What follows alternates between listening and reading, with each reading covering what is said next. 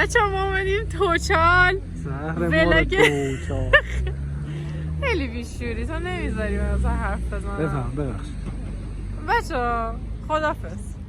تا برنامه بعدی خدا نگهدار. من نمیگیرم توچال نمیدیم. گم شو راه بره دیگه من تو دیگه هیچ جا نمیام. توچال.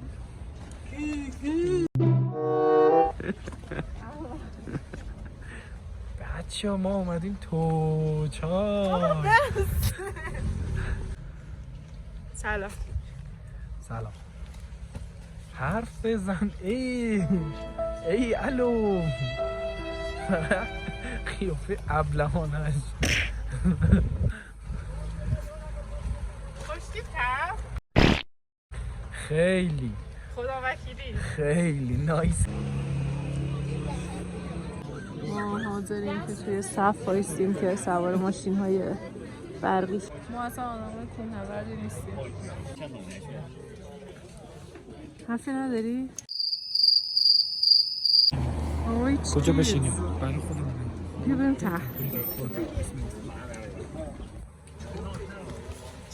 خیلی آخه وقتی راه افتاد چی بازم؟ من سردمه. مامان یه سیب زمینی بگی داغ. چرا اومدیم اینجا؟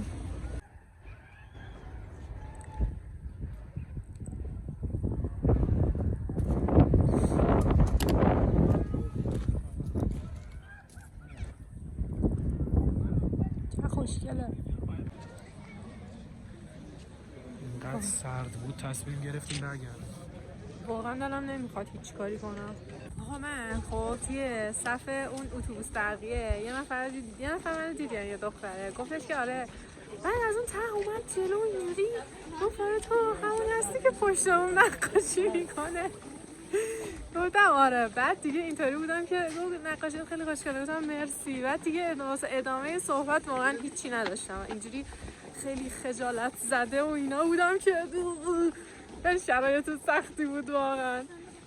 همیشه این شکلی میشم. واقعا نمیدونم باید چیکار کنم. من تو اینستا و اینا منو میبینید بگید این خیلی مثلا چیزه چقدر اجتماعی و فلانه، ولی واقعا در دنیای واقعی وقتی که یهو من یکی میشناسه میاد پیشم اینجوری میشم که یه وقت با خودش نگه این عجب آدم چوسی بود.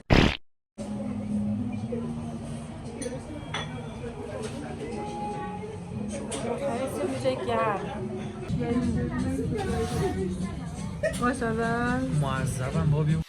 بالاخره قراره برم برفازی، برم تو برفا امسال برف ببینم. برف ولی نه ای وای علت ترافیک بسیار زیاد ضایع شدیم و برمیگردیم. بالاخره قراره برم برفازی. اینجا هیچی نیست، همش آشغال برفه.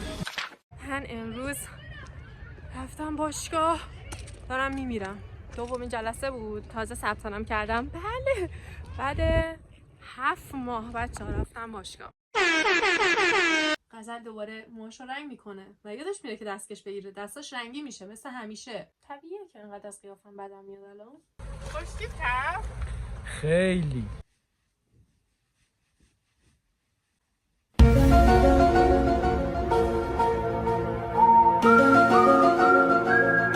راستی اصلا از ساری اومد دیروز توی استراحت بین 2 تا ترمش.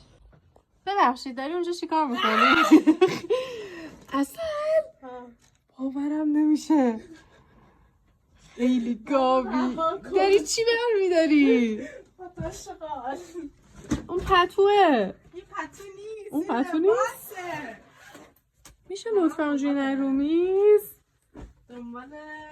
دنبال لباسای جدید میگردم چون حالا مثلا لباسام من میخوام. خیلی زشته همه چیز اینجا. نه اینجا که داری میگردی. کجا من بگردم؟ من از ویدیو نگیر. اصلا رفتی سراغ لباسای 470 سال پیش. ببین اینا رو من کودک بودم نوزاد بودم میپوشیدم. چی این شال کوتاه؟ اون چیه؟ اون چقدر زشته. خیلی حالش بده. بندازیم دور به نظرت؟ آرتیستیک. ببین نه تو رو قرآن هیچ وقت اونجوری نبند، متنفرم. مثلا شبیه چی میگم مربیای چیز میشی، موسیقی کار میکنی. بابا وینتیج انه. وینتیج. آفرین خوبه خودشه. میشه ببینم استایل زیباتونو؟ به به. این مال کی بوده؟ آها این مال من بوده. وای وای وای. ببینید پست برام چی آورد. از این شابلونا سفارش داده بودم. گونده، طرح‌های اسلیمی، سنتی، خیلی بو میده. یعنی بوی پلاستیک سوخته میده. اینا چون با دستگاه اینطوری ذوب میکنن بوی چهارشنبه سوری میده.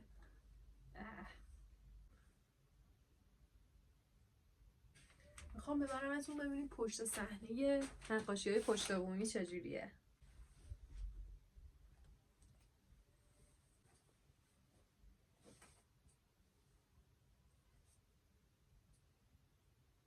وای وای.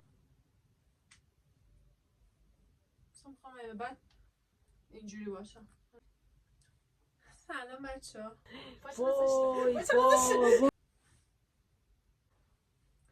یو خیلی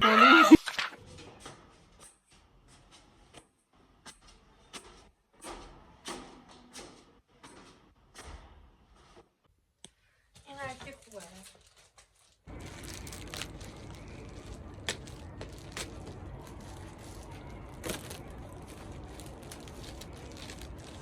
نمیدونم چی بکشم.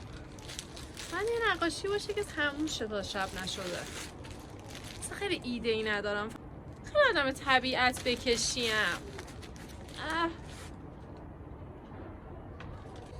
منظره‌ای که ما هر روز اینا همیشه دارن ورزش میکنن. 1 2 3 4 5 میگن بلند.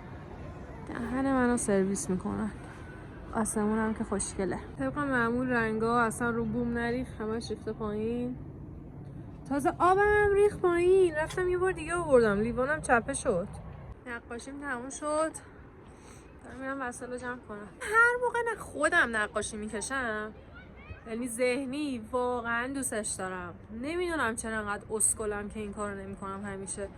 همیشه فکر میکنم مثلا بد میکشم، باید حتما روی چیزی نگاه کنم، ولی نقاشی ذهنیمو خیلی دوست دارم. اینم این شد.